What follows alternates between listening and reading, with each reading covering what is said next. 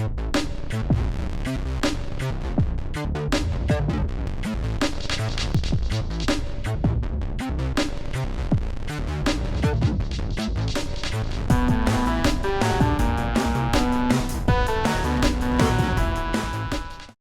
morning, good afternoon, good evening, good night for some.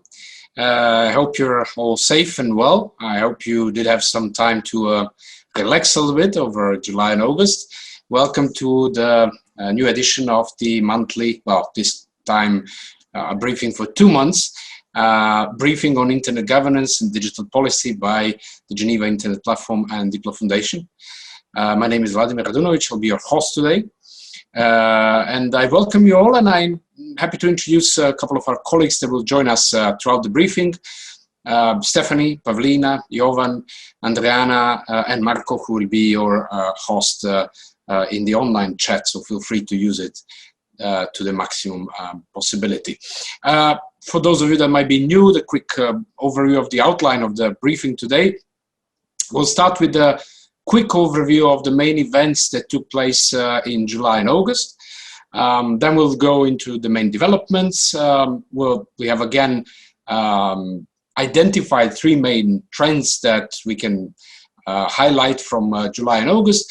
We'll look into what's coming in September out of the events, both globally and within Diplo and the GIP. And we'll certainly have some time for Q&A and discussion. And at the end, we end up with regional updates from different regions around the world. In the meantime, I encourage you to use the chat box all the time. You feel free to chat, feel free to discuss, and also raise the questions, which we'll bring back later in the event. So to start with, you can see the overview of main events in July and August. And there were a couple of events that we can say, as we did in the past, we outlined some of those that are that have moved online, some of those that have been delayed, postponed, and so on. So let's run quickly through them. Probably the most known one is the WSIS 2020 event, which was switched to online, but in a different form. It used to be a couple of days event in Geneva, but now it has been switched on to online, lasting over June, July, August, and September. So you still have time to catch up with some of the WSIS discussions. There was a Human Rights Council 44th regular session, which was a sort of a blend happening in Geneva and online, and we are seeing some attempts of the events to actually move to a blended form whenever it is possible. There were a couple of interesting blockchain Expo Europe and Blockchain Summit events announced, but they're postponed so for the time being. The IGF, and we'll see that later on, is almost completely moving online. So the US version of the IGF, the USA IGF, took place online, and we have seen the RightsCon 2020 also taking place online in July. Moving on to the main developments, what we usually call a barometer, trying to feel where the pressure is the biggest when it comes to the topics and the relevant developments. We'll start with the global IG architecture, where probably the main update, many of you involved with the IGF know that, is that the IGF has outlined the plans for its 15th annual meeting, which will be held online. The overarching theme of the IGF will be Internet for Human Resilience and Solidarity. It will cover 4 thematic tracks: data, environment, inclusion, and trust. But the meeting will be held in 2 phases online. Phase 1, currently, as announced, between 23rd of October and 6th of November, there might be some changes. It will have pre-events, newcomer session, thematic intro sessions, open forums, dynamic coalitions.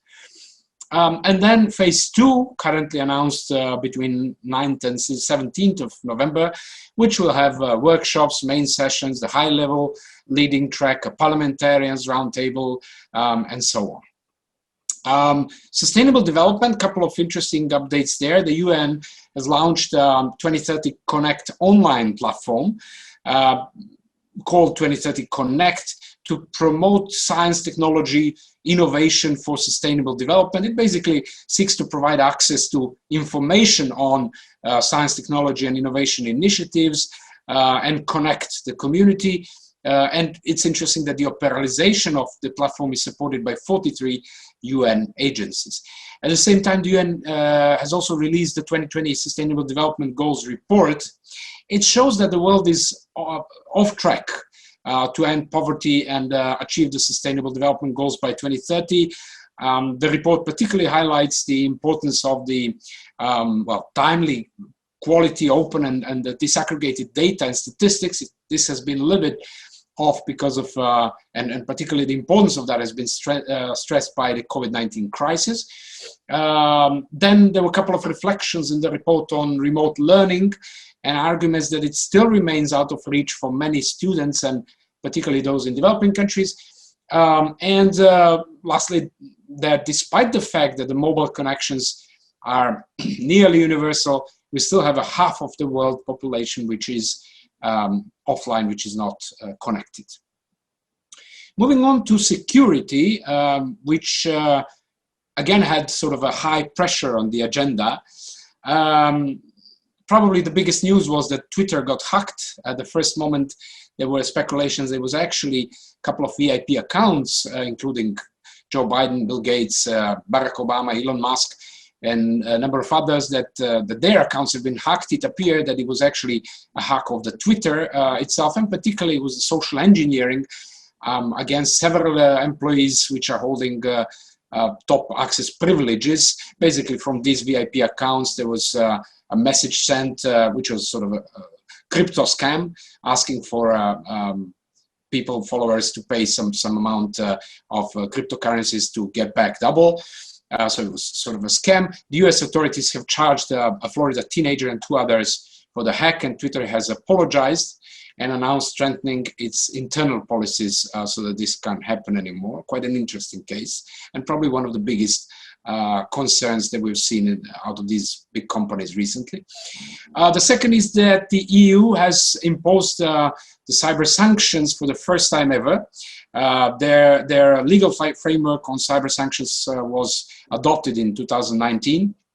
And this is the first time that a couple of travel bans and asset freeze were imposed against several Russian individuals and entities, mainly or directly for conducting attempted cyber attacks against the Organization for the Prohibition of Chemical Weapons, and the cases of WannaCry, NotPetya, Operation Cloud Hopper. So we are seeing first responses by EU, political responses by EU on cyber attacks. And lastly, what we titled as revealed that cyber attacks allegedly originating from or in Germany. The foreign minister of Russia, Sergei Lavrov, announced or disclosed that they have identified 75 cyber attacks coming from Germany, 50 of which against government offices. It's sort of interesting because we usually hear the Western parties in a way sharing the information about the attacks against them. Now we're seeing something coming from Russia, but the bigger news there, which gives the whole news much more of a positive tone, is that this was actually shared after the meeting of the foreign ministers of Germany, Heiko Maas, and the Russian foreign minister Lavrov, where they also discussed cyber issues, and there was some readiness to resume the regular bilateral dialogue on cybersecurity. So there are actually positive notes in this update. Moving on to e-commerce and to the internet economy, basically. The main update is that the General Court of the EU annulled the 2016 decision of the European Commission regarding the Irish tax ruling in favor of Apple. Actually, what happened in 2016, the European Commission had a decision that the 2 tax rulings of the Irish tax authorities, which were in favor of Apple, were unlawful, and basically the European Commission declared that the island must collect 13 billion in unpaid taxes from Apple. This state aid was incompatible with internal market regulations. Now, we've seen that the General Court of the EU has basically said that the European Commission decision was wrong, and it also rejected the conclusions of the European Commission that Ireland's corporate tax rate should apply to the relevant activities which were based on profits generated elsewhere. The General Court stated that the European Commission should have shown that the income represented the value of the activities actually carried out by the Irish branches of Apple companies. Then moving to digital rights, couple of interesting developments. The Belgian Data Protection Authority fined Google 600,000 in a right to be forgotten case. Twitter may be fined by the US Federal Trade Commission for misusing personal data. UK and Australian data protection authorities launched a joint investigation into Clearview artificial intelligence.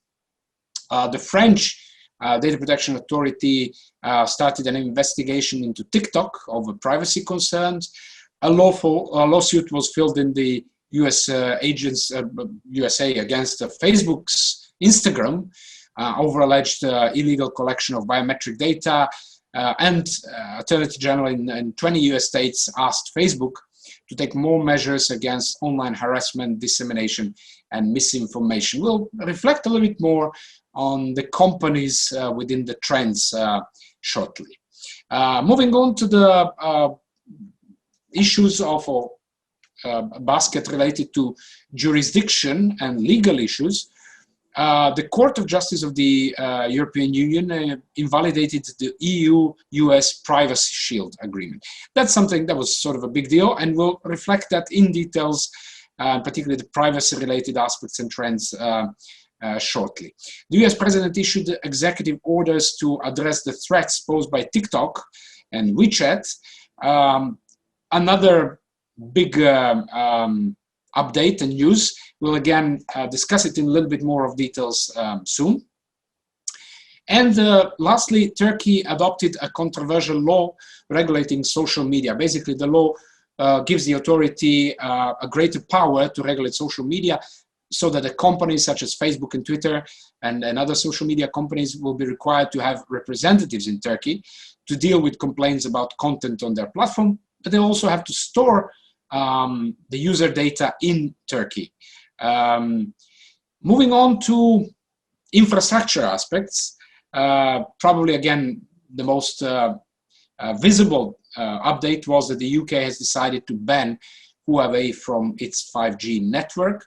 The UK has basically announced this decision, which is contrary to the previous decision, sort of a shift, which was brought up in January, which restricted Huawei's access to core parts of 5G networks and allowed its deployment in non-core parts of the mobile network. Now, the new decision says that the mobile network operators will be forced to halt equipment purchase from Huawei by the end of 2020 and required to remove all Huawei equipment from their network infrastructure by 2027. There were some indications coming from France that a similar decision might happen in France. We're still waiting for a decision by Germany. But anyhow, we'll reflect more on this as well within the trends part. And lastly, moving on to new technologies. Again, most important updates are related to the artificial intelligence.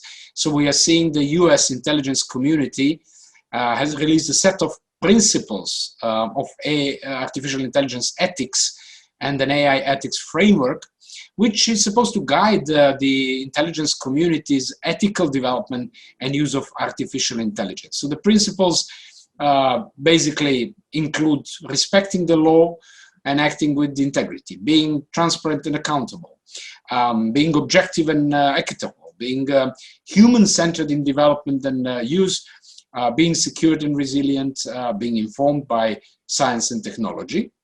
And at the same time, we have seen the New Zealand government has launched the Algorithm Charter, which is basically containing a set of principles to guide the use of algorithms by the government agencies.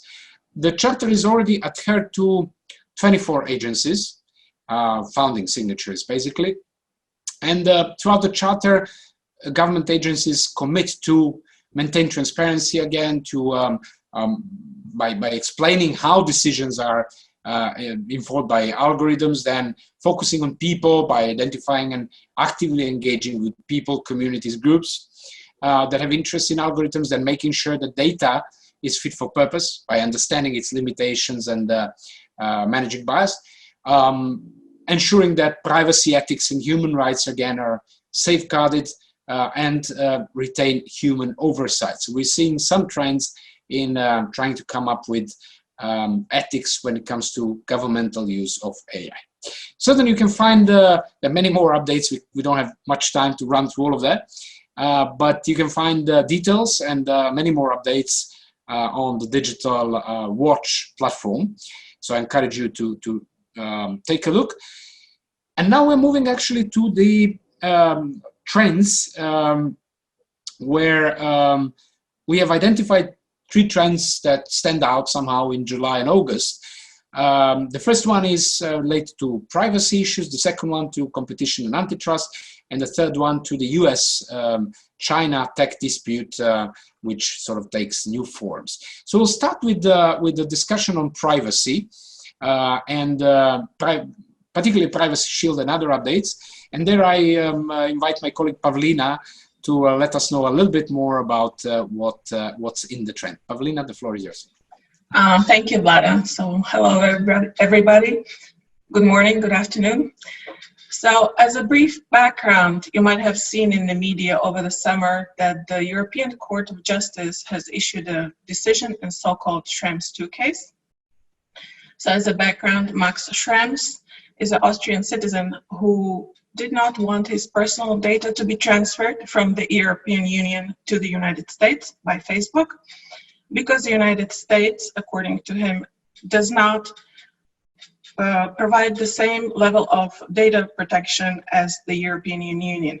So, in its decision, the court issued it on the 16th July.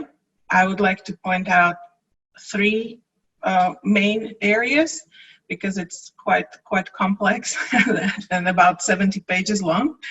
So first one is that the European Court of Justice said that the Privacy Shield is invalid. Now, Privacy Shield is an arrangement between United States and European Union, which allowed for transfer of personal data of European citizens into United States without any additional measures.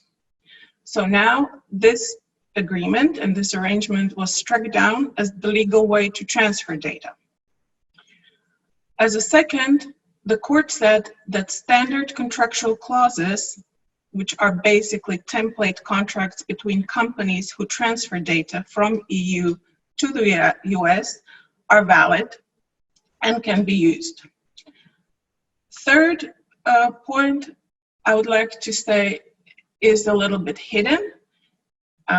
As the Court of Justice evaluated the US regulations on personal data protection, it went really into depth and assessed how US surveillance can access personal data of EU citizens in the United States, whether there are court remedies for the EU citizens within the United States system, and how the data is handled. And after this evaluation, the court came to the conclusion that the United States does not provide the same level of personal data protection as the European Union. And here lies the problem. On one side, the court said, sure, you can transfer data according to the standard contractual clauses and you'll be good. And on the other side, it says, whatever you transfer will not be protected the way it should be in the United States, and therefore the transfer should not take place. In addition to this, the court did not set any transition period. So once the judgment was issued, the effects became immediate from one day to another. How is this relevant worldwide? This decision evaluates and sets standards for how personal data of EU citizens is treated in third countries, meaning outside European Union. So what do we do now? First, what happened was that US Department of Commerce and the European Commission went back to the drawing board, started to assess how this decision affects the relationship, and opened negotiations about how to comply with the Schrems II decision. On the level of data protection agencies within countries, these are analyzing the effects. Actually, yesterday, the German Data Protection Agency commissioner has issued a statement that saying that the companies themselves need to make due diligence of data, see which data is transferred to which country, and then assess to what level those countries provide adequate protection according to EU law, which is, of course, a big burden on the companies themselves. You might have noticed that none of the data protection agencies are currently enforcing this decision. It is a bit of a waiting game for them, and they are waiting for the companies and for the environment to adjust to this decision.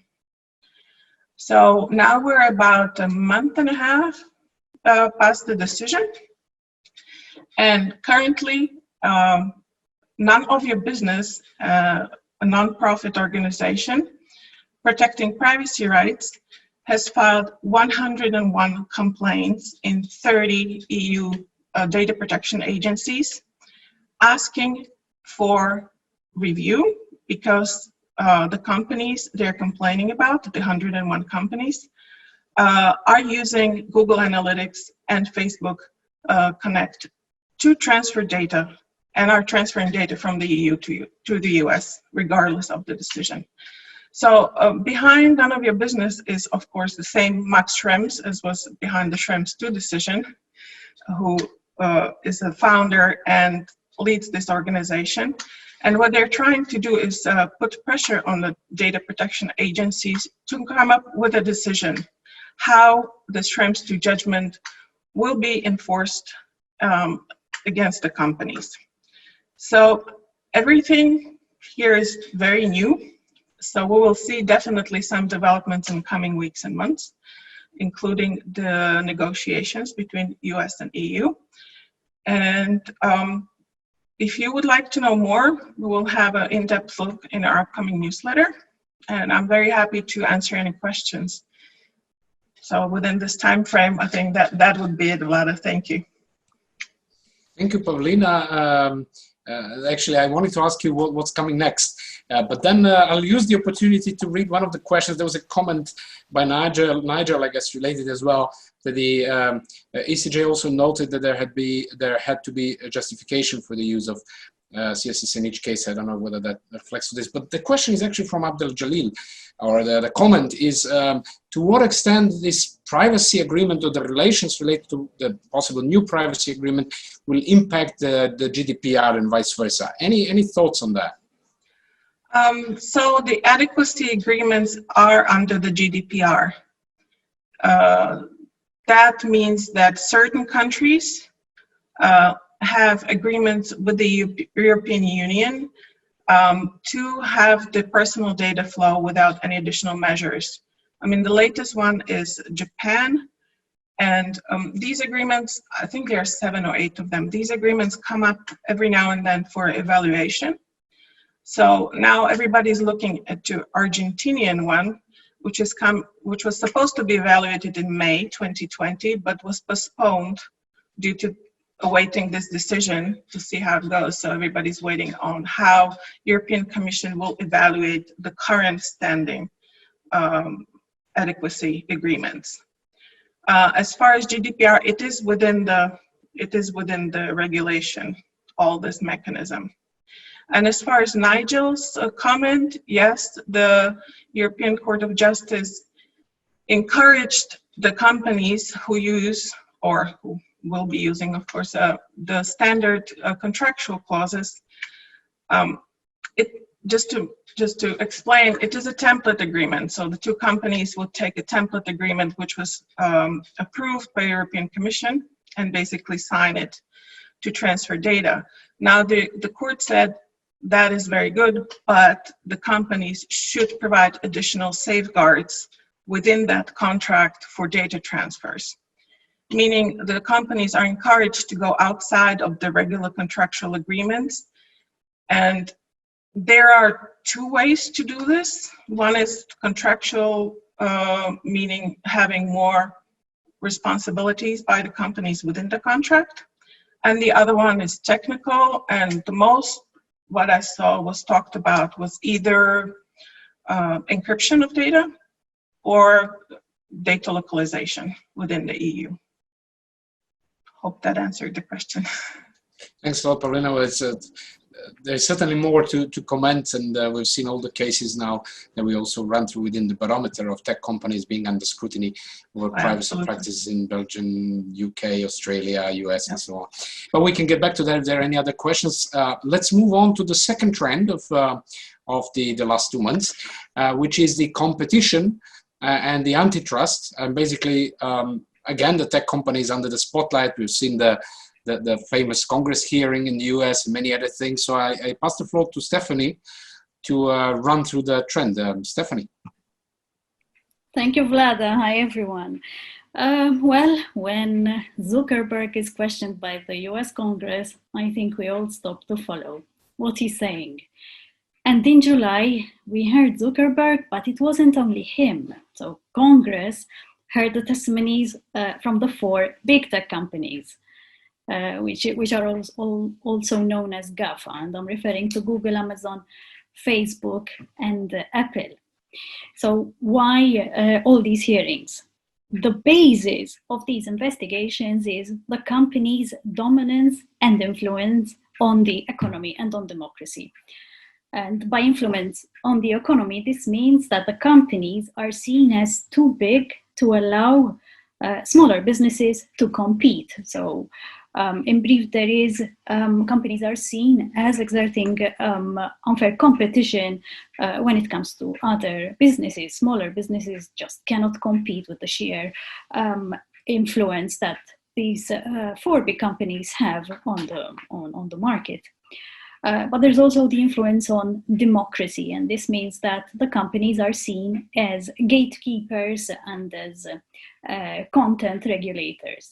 And this perspective on the influence on democracy has more meaning when it comes to the US context. So it's a question of politics there. On the other hand, there are, on the one hand, we're seeing that there are many investigations taking place. So hearing in July of the 4 big companies, but as you're seeing in the slide, it's not only in the US. So across the ocean in the EU, European Commission is investigating Google's acquisition of Fitbit. So there is major acquisition there. Apple's App Store and the practice of charging the 30% fee for companies who want to sell their apps on the App Store. So they have to pay 30% of their fee, which is a flat rate. And I'm quoting some newspaper saying it's daylight robbery, and probably they've quoted the App Store sellers there. And the probe into Internet of Things. Plus, as we're seeing, Australia's pushing for a code of conduct that allows the media outlets to bargain, so bargaining for the fee, bargaining with Google and Facebook for payments for including news in Google and Facebook services. So the code of conduct, at the moment, it targets Google and Facebook, and the draft is open for consultations, and I think it ends, the period for consultations ends this week, and gradually, but based on this draft, they'll think about expanding it to other major companies. So all these investigations against these big tech companies, that is the major 4. But back to the US. So we go back to the hearings, and what we see is that in the US, all these hearings are proof that the antitrust campaign or anti-monopoly is growing stronger and stronger. A legitimate question is to ask, okay, but does the US have anti-monopoly laws, antitrust laws? Yes. The simple answer is yes.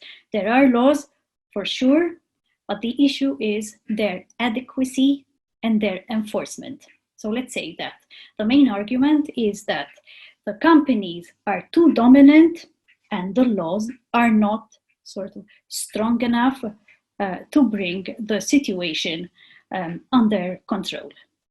So the push is to have these laws, let's say, adjusted. So initially, I said that there were the 4 CEOs. You probably saw even the testimonies or the written interventions. And the fact that there were the 4 CEOs present or during the hearing is precisely the strategy of the Judiciary Committee. So in order to push for an adjustment of the laws, it is trying to show that the big tech's behavior is similar across the board. And it is not just the bad behavior of one company. So this is, let's say, the essence of having 4 CEOs at the hearing. This is what is, let's say, the new aspect with this hearing. And this is, let's say, the culmination of months of investigations. So what was happening in the past months is that the committee was collecting evidence, emails, other documents, etc., to prove their point. So what happens next? The next step is for the committee to publish its report. The report, the evidence, the testimony will all go on record, and this will push, or at least it will give, let's say, Congress the push it needs or leverage to say, hey, antitrust legislation is currently not robust enough and it needs to change. And for those into the legal aspects of all the situation, the problem with antitrust, let's say, maybe oversimplification, but as such, the problem with the current antitrust legislation is that it takes as the underlying questions, it looks at whether consumers are hurt and how are they hurt. So if the behavior of the companies, the investigators cannot prove that the consumers are being hurt, then the antitrust legislation is not triggered adequately to counter for this problem. So by bringing all the CEOs in one room and by interviewing them or by investigating them, the committee is showing that this is a problem with the whole big tech market. So it's not just one company, but it is across the board. And this is in itself a very big push coming from the US towards either amending the legislation or introducing new laws, but it is a big push towards managing this antitrust, this whole situation with the big influence of these tech companies. So that's the update regarding antitrust in the US and in other regions. Over to you, Vlada. Thanks, Steph. There were a couple of comments by Richard also, who's basically agreeing with you, if I can see that way, that the law needs to be changed. That's much about the interpretation. And he also shared some interesting links about the antitrust. What strikes me is that on one hand, we are seeing the bigger grip of the countries, of the states, of the authorities towards the big corporate sector.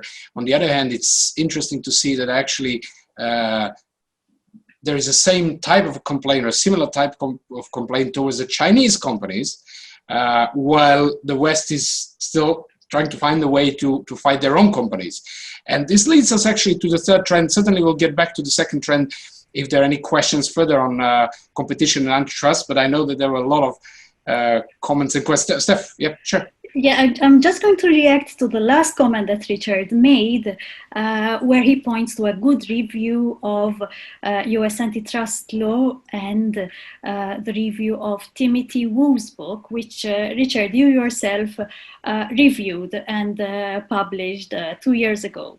Tim Wu's book is excellent, and in fact, in his last chapter, in chapter 6, the updating of the laws is in fact one of the solutions that he mentioned, but that's not just it. So he also mentioned under the EU perspective, updating the way the mergers are reviewed, etc. So Professor Wu offers quite a few, let's say, a range of solutions, and the updating of the laws, I think it's the last solution that is mentioned there. But he does mention the whole spectrum of issues which he suggests. So thank you for bringing Timothy Wu's book to our attention. Thanks, and then I encourage the others, if you have any interesting resources to share, let us know, or just share it in the chat. Okay, moving to the third trend, which is the changing relations or ever-changing relations between the US and China when it comes to technology and trade and geopolitics. And who better than Jovan? Then I pass the floor to Jovan to reflect and comment a little bit. Jovan. Hi, Vlada. Good afternoon. TikTok and the latest activities of the executive orders by the US presidents have been in the limelight of the tech media, not only tech media. And the purpose of the next few minutes is basically to unpack the major elements of these executive orders and to reflect on the legal and also geostrategical aspects. But let us get the facts correctly. There are two executive orders. One from the 6th of August, basically banning within the 45 days, therefore on 21st of September, all activities of WeChat and TikTok in the United States. And there is the second executive order on 14th of August, basically giving 90 days, a bit longer time period, and prohibiting any activities on the ByteDance, TikTok's the mother company, and Musical LY in the United States. That order, I would say, legally speaking, is even more controversial. Both executive orders are based on basically national security reasoning. Therefore, President Trump uses national security as the basis for issuing this order, threatening economic life in the interest of the United States, data, and other elements. Now, the first order will basically wait for the 21st of September to see what is going to happen. The second order, requesting in a way change the ownership, open the space for a few companies, mainly Microsoft and Oracle, to start negotiation with ByteDance, the owner of the TikTok, about possible takeover. Now, at one point, President Trump indicated that part of the deal should be also put into the US budget, which has been really an extremely controversial statement. It is not the part of executive order, but it was one of those tweets. Now, how we can evaluate these two orders? First, they are part of the consistent policy which is called now as a principled realism. There is a document about US strategy towards China, issued, I would say, 2 months ago, and it clearly outlined telecommunication and the high tech as a focus area in implementing this geostrategical policy on principled realism, in a way rebooting a economic relation between United States and China, and in the wording of the executive order, putting on the fairer fairer and more balanced level. This is the first part, and there are no surprises. We recall the actions against the Huawei that were very consistent, coming up to the point of sanctioning companies that contribute equipment that may produce microchips that could be used by Huawei. Here, the new elements is extension to TikTok, which is sort of a video sharing company, some sort of YouTube with the limits of this analogy, and in particular WeChat. And I would say banning of WeChat is a more delicate issue because it is a communication platform. It is used a lot by Chinese diaspora all over the world, which counts now to almost 100 million people. It is used a lot by businesses in China and the United States for communication. It is used on iPhones, which now the number of iPhones sold in China comes to 800,000. And there is an interesting statistics. Chinese users of the iPhone in the recent survey indicated 750,000 out of 800,000 indicated that they will basically switch the type of mobile. They will probably go to Huawei and other companies, and they will stay with WeChat. Therefore, implications around WeChat, I would say, are even more complex. Now, the third element of implication, apart from the commercial, are the basically related to internet governance. This move is exposing potentially US companies to this new precedent that any country can basically issue the order and stop activities of US social media companies. And the risk, I would say, is higher for the US companies like Facebook, Google, Twitter, that operate all over the world. Therefore, we will be having these three implications: geopolitical or geostrategic between United States and China, which is quite now consistent policy built from Huawei now to TikTok, WeChat, and a few other smaller companies. Then we'll have the question of more commercial legal aspects, which will be challenged already in the US court by TikTok or ByteDance. And there will be the third aspect is related to the question, are these executive orders introducing new type of internet governance, especially related to data, to something which was more metaphorically called cyberspace. Those of you who have been following my writings, I've been always questioning the concept of cyberspace. But let's say integrated space with cross-border communication. Those are three elements which we will be following carefully, especially on the 21st of September or 22nd, when we will know if there is a deal between Microsoft and Oracle and ByteDance, and is this tension going to be smoothened, or it is going to increase the conflicts in the cyberspace? Over to you, Vlad. Thanks, Johan. Quite some food for thought, and I guess this tendency to put a decision under the national security rule simply allows states to not to justify too much, not to go upon certain standards or requirements that might be fulfilled by companies. So it'll be interesting to see around the world how this happens. I think Huawei is the great example which goes beyond the US. There was a comment previously by Richard to, he said, please make sure to mention that the US has formally announced a campaign to convince other countries to exclude Chinese hardware, software, and services.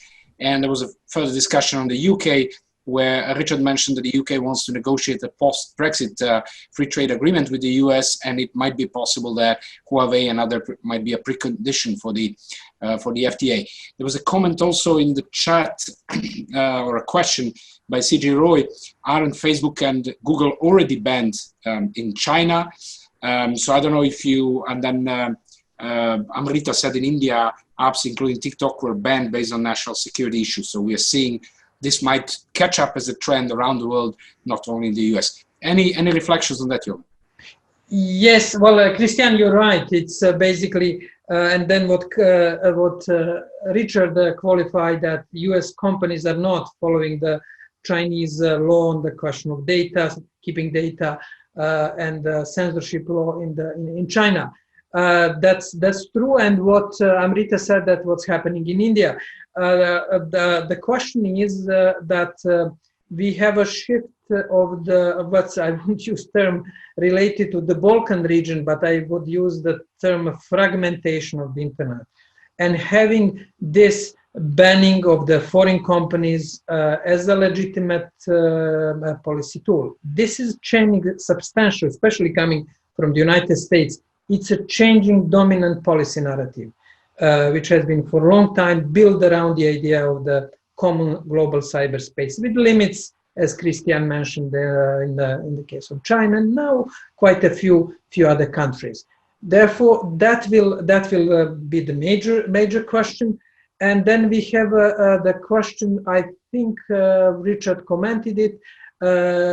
Christian mentioned the WTO. That's a good question, but this is a long debate, and as you know, in e-commerce field, about data, services, and that will come to the agenda definitely over WTO, and quite a few organizations not directly related to data, but through the question of e-commerce and free telecommunication, although ITU statute has exception that in question of national security, communication can be banned. There will be quite a lot of work for lawyers and the interpretation of these rules, but generally speaking, we are preparing for, I call it pre-ITU era, when the telegraph operators used to run their national telegraph operators and exchanging messages on the border, and they realized that it was better to create ITU than to do that. Therefore, we may get in digital policy, the situation may get worse before it gets better. Now, on the question of Biden, definitely he would soften the basically rhetorics and policy, but I would not expect major geopolitical and geostrategical trend. Definitely it will be more pro-internet, pro-integrated internet, but some of the, especially in relation for China, I think some of policies will be basically to the large extent bipartisan, and there won't be substantively major changes. Yes, changes in the rhetorics, practical steps, but not in the overall trend. Over. Thanks, Jovan.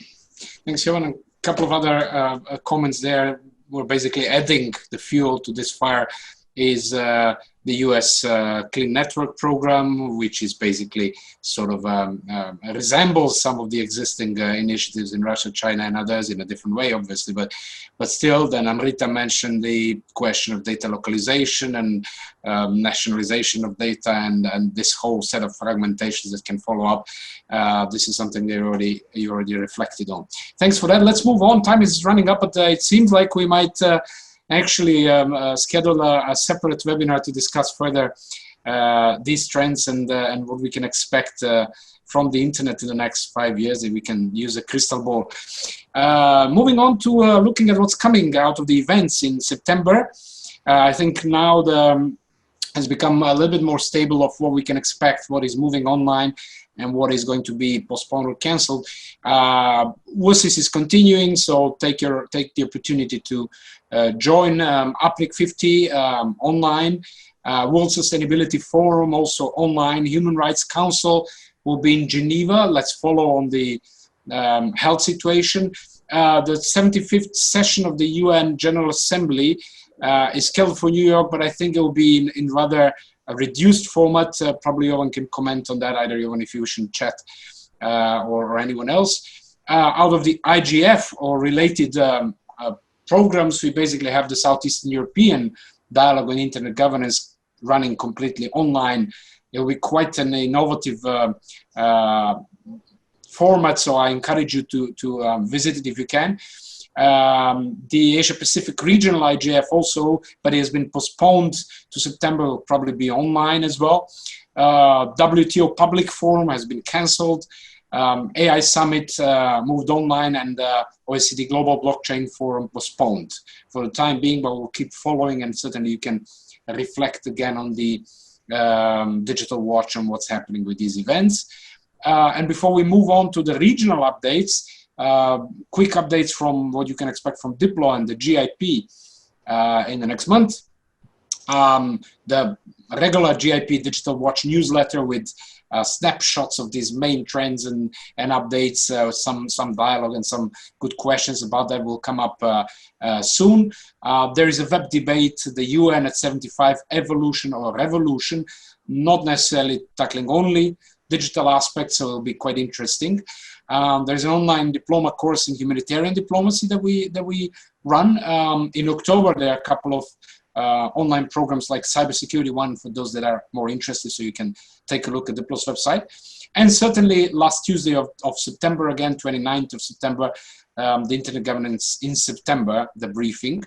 On 30th of September, we have the Road to Burn via Geneva, the fourth dialogue using big data, making data user-friendly. So trying to add a bit more to the Road to Burn discussions.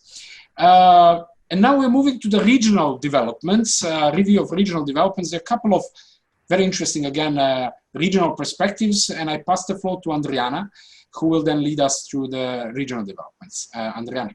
Jovan wants to comment quickly before that. So before we move to the regional, just a few comments. First, on the UN, you said there are indications that there will be digital cooperation summit during the week conducted online. On the digital watch, we are introducing weekly newsletters as of September. Therefore, every Friday you will get the summaries in addition to our monthly newsletters. Third point, follow the Southeastern Europe dialogue because it will be very innovative way of delivering meetings. In September, our Meeting 2030 initiative of open source online learning platform will gain momentum. And we are going most likely to experiment with new types of meetings in the Jardin Botanique in Geneva and the parks worldwide, discussing environment and digital. Those are few, just a quick reminders what can come soon from Geneva Internet Platform and Diplo. Over to you, Vlad. Thanks for updates. Okay, then moving on to regional developments and passing the floor to Andriana. Andriana. Thank you for the floor, Vlada. In the next 10 minutes, we will, let's say, go around the world in a sense. And our first stop is the Caribbean region. Andre Edwards will share with us about the e-money issue order that was passed in Trinidad and Tobago. And he will share about 2 St. Mary communities in Jamaica that got new internet access points. Over to you, Andre. Andre Edwards with Caribbean updates. E-money issuer order passed in Trinidad and Tobago. On August 4th, Trinidad and Tobago's government, in collaboration with the central bank, brought the e-money issuer order into law. This forms part of the Financial Institutions Act 2008. By this act, Trinidad and Tobago aims to make more transactions cashless and make the financial system more inclusive and reduce the percentage of the society that is unbanked.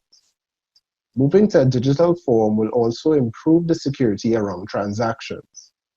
The central bank will be responsible for inspecting systems designed to create e-money, and 3 tiers of e-money issuers will exist. Those dealing with microtransactions with a $500 limit on each transaction, those dealing with mid-value transactions with a limit up to $1,000, and those dealing with high-value transactions up to $10,000. This order also provides for financial institutions as well as telecommunications and technology service providers to become e-money issuers, expanding the range of actors in the digital financial landscape. 2 St. Mary communities in Jamaica get new access points. 2 community access points financed by the Universal Service Fund have been established in Oraka Bessa and Three Hills in Tower Isle, Western St. Mary, where hundreds of residents will now benefit from internet access and other related services. On August 5th, the Science, Energy and Telecommunication and Technology Minister, along with other members of government, commissioned the Spicy Grove Youth Center, CAP, in Oraka Bessa and the Three Hills Resource Center into service. The opening of these facilities are timely as the impact of the COVID-19 pandemic on the education system is demanding alternative teaching methods for the new academic year and placing heavy reliance on online educational platforms. Thank you, Andre, for sharing. Next, we have Foncham Dennis Doe, who will highlight some developments from Africa. Foncham will tell us more about a new app which connects students and entrepreneurs, and about an increase in email-related crimes in Rwanda. Foncham, over to you. Hi there to everyone. This is Foncham Dennis with InternetGovernace update for the month of August. I begin right here in Cameroon, where on the 17th of August 2020, a high school student, Mbak Jarvis, launched a mobile app to enable African youth and entrepreneurs to interact with each other and share ideas on new ways of transforming the African continent. The app is a version of a platform he created earlier to ease communication between students preparing for final exams. Jarvis said his 2 years of absence from school taught him that Cameroon and the entire African continent needs transformation. And this can be achieved by bringing together people who believe in growth and development. And then in Rwanda, there is an increase in email-related crimes. Statistics from Kapaski, a global cybersecurity firm, reveal that phishing attacks on Rwandans are increasing, with new tricks such as human resource dismissal and bank services.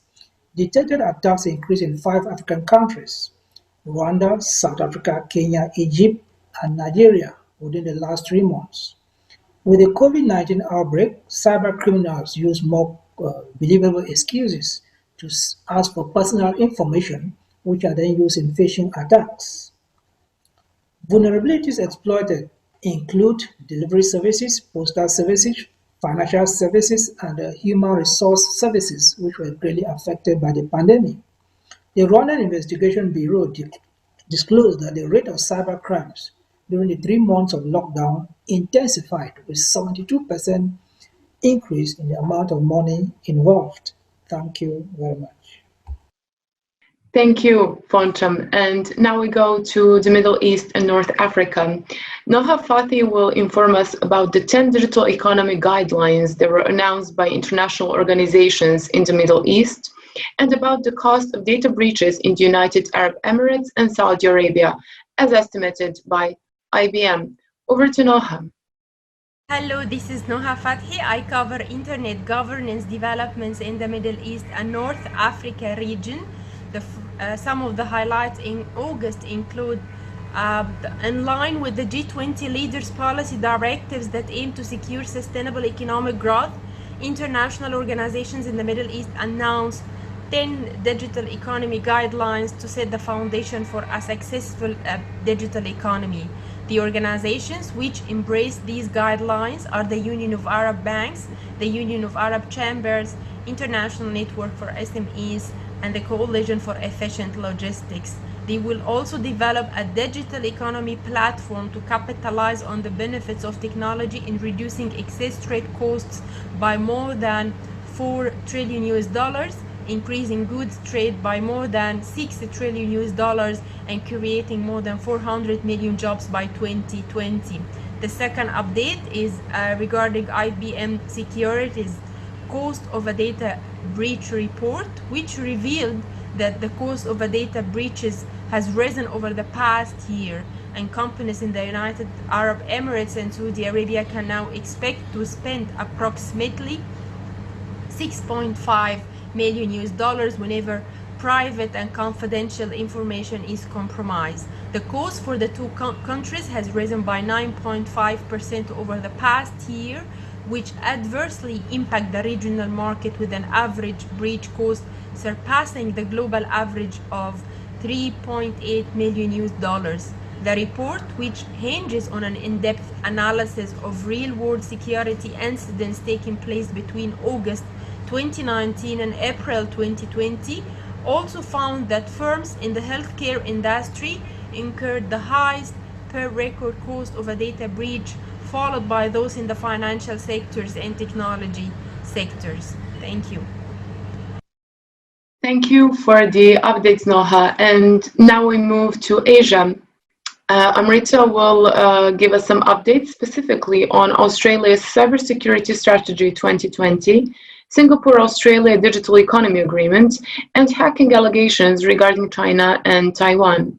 Over to Amrita. Hi everyone. This month I would be sharing 3 updates from Asia. The Australian government has released their Cybersecurity Strategy 2020 for securing the online world for their citizens, businesses, and essential services. Built on the 2016 Cybersecurity Strategy, the government plans to invest 1.6 billion Australian dollars over 10 years to achieve this vision. Some of the highlights of the strategy include protecting the critical infrastructure, deploying new ways to investigate and shut down cybercrime, strengthen government networks and data, greater collaboration to build cyber skills, increase situational awareness and improved sharing of threat information, strengthen partnerships with industry, advise small and medium businesses to increase their cyber resilience, provide clear guidance for businesses and consumers about securing IoT devices, initiate 24/7 cybersecurity advice hotline, and improve community awareness of cybersecurity threats. Singapore and Australia has signed the Singapore-Australia Digital Economy Agreement for facilitating digitalization of trade processes and easing cross-border business activities for companies between the 2 nations during the pandemic.